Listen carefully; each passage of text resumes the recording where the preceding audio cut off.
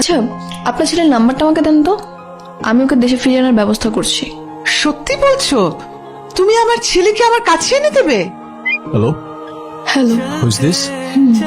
হ্যাঁ বলুন, কে আপনি? আরে আপনিই তো কল দিলেন, তো আপনিই না বলবেন আপনি কে?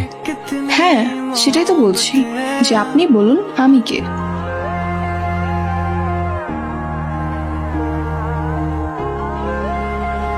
আমি তো চলে আসছি। চলে আসছো মানে? কোথায় চলে আসছো? কেন, বাংলাদেশে? মানে কি আমাকে একবার বলবা না তুমি?